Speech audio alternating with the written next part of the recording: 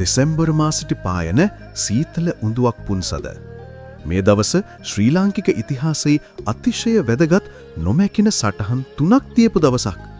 මේ උඳුහක් පොහොය දවසේ තමයි ඉන්දියාවේ අශෝක අධිරාජයාගේ දියණිය වන සංඝමිත්තා රහත් මෙහෙණින් වහන්සේ අපේ ගෞතම බුදුරජාණන් වහන්සේ බුද්ධත්වයට පත්වනු ජයශ්‍රී මහා බෝධියේ දක්ෂිණ ශාඛාව රන් භාජනයක තැන්පත් කරගෙන නැවෙන් ලක්දිවට වැඩම කළේ.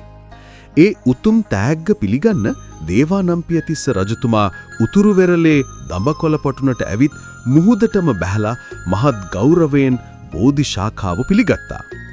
ඒ මොහොතේ මුළු ලක්දිවම ආලෝකමත් වුණා. මේ ආගමනය ලංකාවේ තවත් විශාල පරිවර්තනයක මුල් ගලවුණා. සංඝමිත්තා තෙරණිය සමග තවත් මෙහෙණින් වහන්සේලා 11 නමක් වැඩම කළා.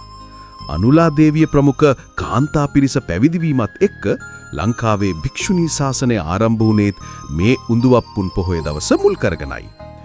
උඳුවප් පොහොයේ තවත් සුවිශේෂී සිදුවීමක් තමයි බෞද්ධයන්ගේ උතුම් වන්දනා ගමනක් වන සිරිපා කරුණාව. හෙවත් ශ්‍රීපාද වන්දනා සමය සාම්ප්‍රදායිකව ආරම්භ වෙන්නෙත් මේ උඳුවප්පුන් පොහොය දවසෙන් වීම.